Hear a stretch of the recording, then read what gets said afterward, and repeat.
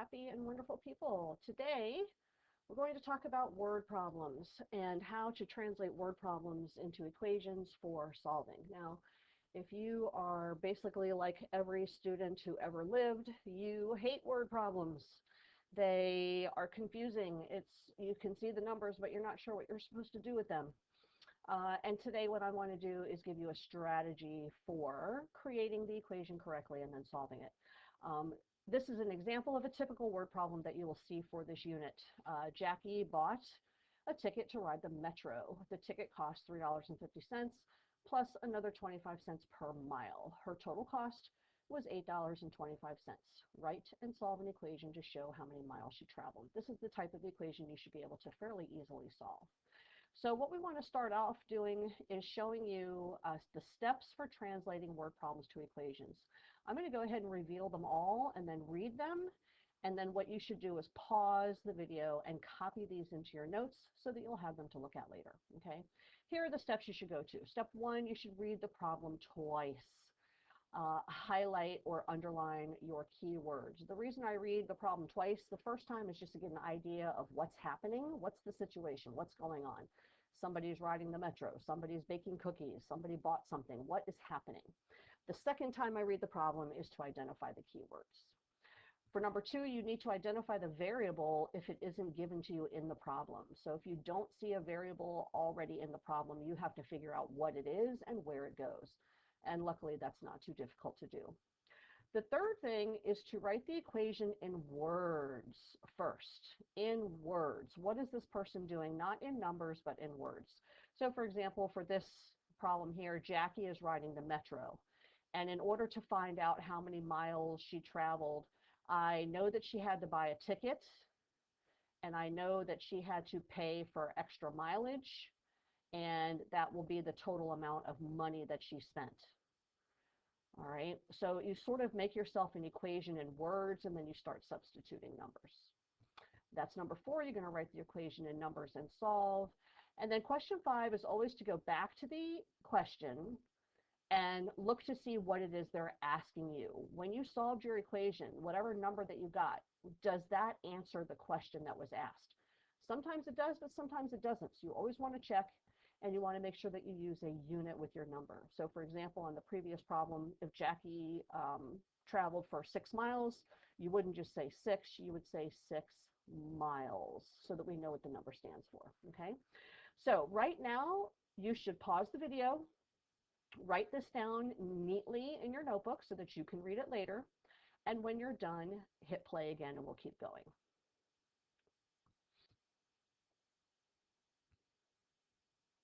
All right, we're going to continue now to the keywords. So item 1 in your steps was to read the problem twice and identify the keywords. So you're going to copy these down on your paper. Let's talk about them first though, okay?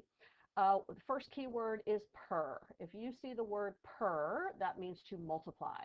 Per means multiply. And this is probably where the variable is going to go. So if you don't have a variable, you're going to put it after the word per. So for example, if they tell you that apples are $3 per pound, the number of pounds is what I don't know, so I would make a P. Per means multiply. 3 times P, I would write it as 3P. Okay, we're going to see a couple of examples of this. Whenever you see the word together, that means you have to add. If you see that somebody spent money, you need to subtract. If they tell you the word, if they give you a total of something, it means that you had to add something in order to get that. If they use the word same, then 2 things are going to be equal to each other. All right. And then finally, if the problem talks about buying something, like for example, Jackie was buying her metro ticket, the total cost will probably be on one side by itself. Okay. So take a couple minutes and copy this down in your notebook. Be very careful, write it neatly, and when you're done, you can restart the video.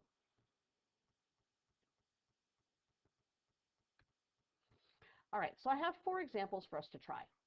So step 1, we're going to read twice and highlight the keywords. So the first time, remember, is just to figure out what's going on. And here's Jackie's metro Jackie bought a ticket to ride the metro. The ticket cost $3.50 plus another 25 cents per mile. Her total cost was $8.25. Write and solve an equation to show how many miles she traveled. So we read the problem twice. We want to highlight the key words now. So we know that here we go, per 25 cents per mile. Remember that that's usually where the variable goes, and we'll talk about that in just a second. I see the word plus. That's going to indicate to me that we're adding something. I see the word total cost. And remember, we said that total cost would probably be on one side by itself. And the question is, we want to know how many miles. So we're looking for how many miles. The question usually gives you a hint as to what the variable is, all right? So number 2 is to identify the variable if you need to. If we look in this whole problem, I see numbers, dollars, but I don't see an X or another variable. And remember when we said per, that the word after that is usually going to be what the variable is going to stand for. So 25 cents per mile. So I need, and you can see the question is how many miles. I'm looking, this is what I need a variable for. That's what I'm trying to find out. You could use X if you want, but I like to use a variable that matches the word. So for example, I'm going to use M because M is for miles. Okay. So there's our variable. Our variable is going to be M, and it's going to go right here where it says mile. So we're going to write the equation in words first. I know that Jackie has to buy the ticket, and then she also has to pay for the number of miles that she rides. And when we add up the cost of the ticket and the cost of the miles, that will tell us her total. Once I know in words what I'm doing, I can substitute numbers. The ticket costs $3.50. So I'm going to put that right here. Bring down the plus sign. Now, the number of miles, I know it's 25 cents per mile. So 0.25 M. All right, because remember, per means to multiply. 25 cents times M. And the total cost, it says, was $8.25. Once I have the equation written in numbers, I can just solve it. So this is where you need to think back to your equation steps. There's no big ugly fraction. There's no distributive property. There's no like terms. There's only one variable, not two. So we're all the way down to the light green step, which is to zero pair constant. So I'm going to subtract 350 on both sides. I get 0.25 M equals, I think this is 4.75. I guess I should have my calculator out to check. I've done this problem several times, but I didn't memorize. So 8.25 minus 350, yep, 475, okay. And then I'm going to divide by my coefficient.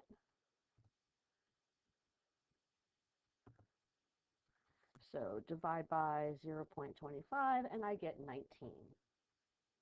Now, what does 19 stand for? 19 is M, and M was miles. So now we go back to up top and look for the question.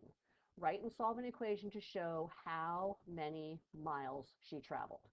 Does this answer the question? Yes, it does. 19 miles, and we are done with this problem.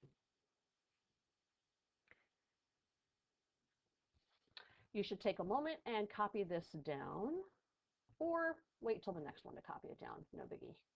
Let me go to the next one. Go ahead and pause the video for a second and copy just the actual problem down. And then push play again when you're ready.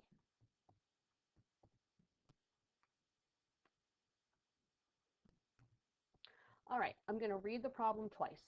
Sam has 3x plus $4 saved. Teresa has saved 7x plus $16. Together, they have $110 saved. How much money have they each saved individually?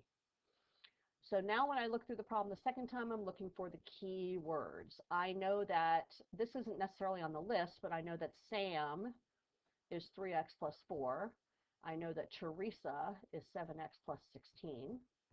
That word together means that I have to add something.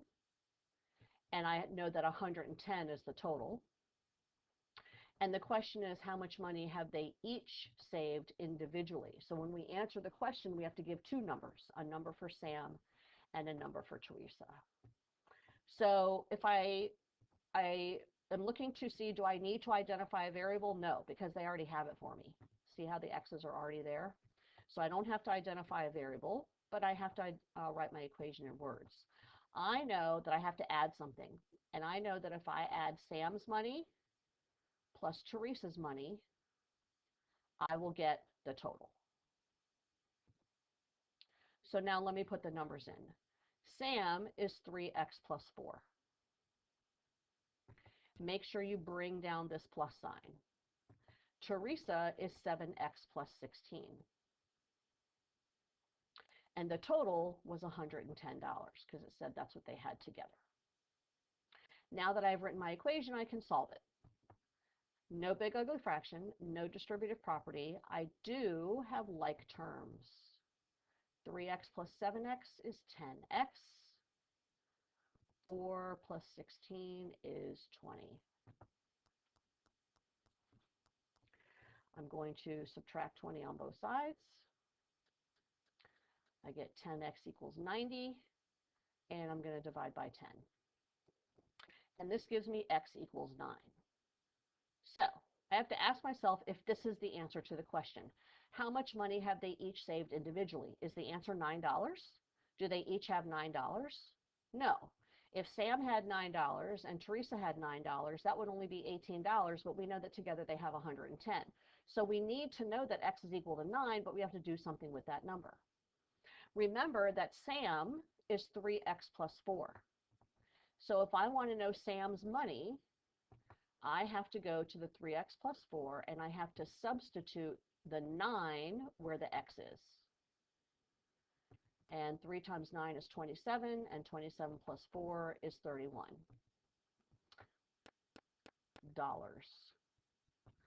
Teresa is 7x plus 16. So if I put 9 in for the x, 7 times 9 is 63, plus 16 would be $79. This answers the question. Now, if I want to know if I'm right, I can add these two together and make sure they add up to 110 like they're supposed to, and they do. If they didn't, I would have to go back in the problem here and check my math. So how much money have they each saved individually? Sam has $31 and Teresa has $79. And that is the answer to the question. All right. Take a minute and copy the rest of this if I went too fast for you, and then push play when you're ready to see the next one.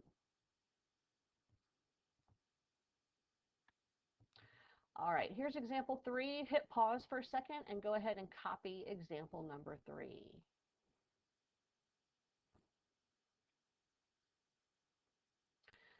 All right, you're going to find that this example is very similar to the one we just did. A math teacher graded 3x minus 8 papers last weekend. This weekend, she will grade 2x plus 9 papers, and the total will be 451 papers. How many papers did the math teacher grade each weekend? So let's highlight our keywords. I know that 3x minus 8 is for last weekend.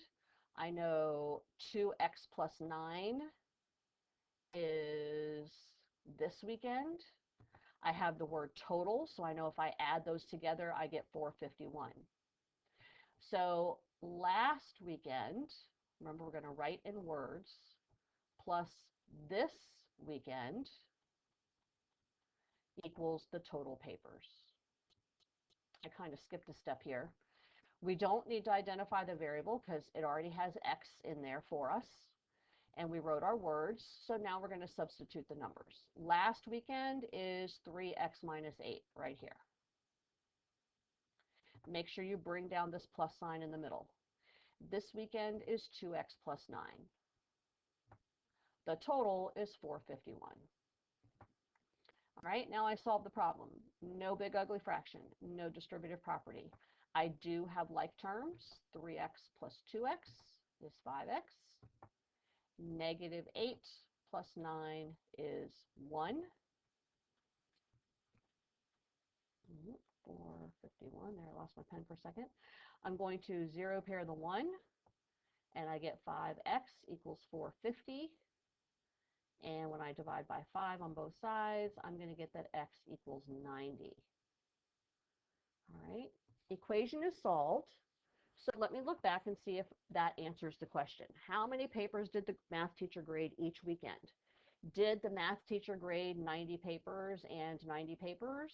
No, because if I add those together, it's only 180, but I'm supposed to have 451. So I must have to do something with this 90. Oh yeah, I'm going to come back up here and substitute it where the x is. So for last weekend, which was 3x minus 8, I'm going to put a 90 in. 3 times 90 is 270, minus 8 is 262. And remember, that's papers. This weekend is 2x plus 9. So put in what x is equal to. 2 times 90 is 180, plus 9 is 189. And remember that that number stands for papers.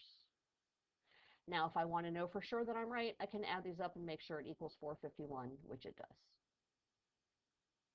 Okay? Pause if you need to copy any of that. And then we'll go to the next problem. All right, this is the last example, example 4. We're going to read the problem once all the way through without stopping, and then we're going to look for our keywords. So we have Verizon Plan A is $40 plus $12 per gigabyte of data. Verizon Plan B is $30 plus $14 per gigabyte of data. And they want to know when would the cost of the two plans be the same. So looking for my keywords, I see plus, but I also see per. $12 per gigabyte, $14 per gigabyte. So the gigabytes is what I don't know. I don't know how many gigabytes each person is going to be using. So that's going to be my variable. And because it's gigabyte, I'm going to use a G. Okay. So $12 per gigabyte would be 12G. $14 per gigabyte would be 14G. That's just how you write that. Okay. So the question is, when would the cost of the two plans be the same? And remember, if they're the same, they are equal to each other. So that means Plan A would equal Plan B.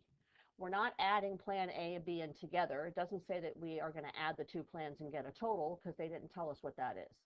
We're going to find out where the two plans would be the same. So we make them equal to each other. So Plan A is $40 plus $12 per gigabyte, 12G.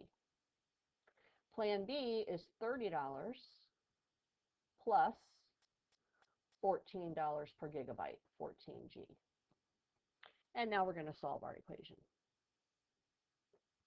No big ugly fraction, no distributive property, no like terms. On the left, I have a constant and a variable. On the right, I have a constant and a variable. But I have two variables this time. They're on opposite sides, which means I need to zero pair one out. And I like to zero pair the smaller one, so I will subtract 12G. And I will get 40 equals 30 plus 2G, 14 minus 12. Now I'll zero pair the 30. I'll get 10 equals 2G. I will divide by 2. And I get that G equals 5. And they're asking when the cost would be of the two plans would be the same. This is the answer. The cost will be the same if they use 5 gigabytes. And there's the answer to the question. Because we set it up so that they would be equal. So when they're equal, G has to be 5 gigabytes. And there's that. Please go ahead and pause it and write down if you need to continue. So guys, that is it. Those are the example problems that we did in class and the notes that we did in class. And the next thing that's going to happen is there is a formative assignment with 3 more practice problems.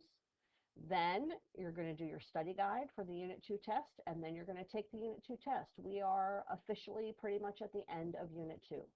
So I will see you in class next time. If you have any questions about this, please feel free to email me or pop into my office hours, anytime.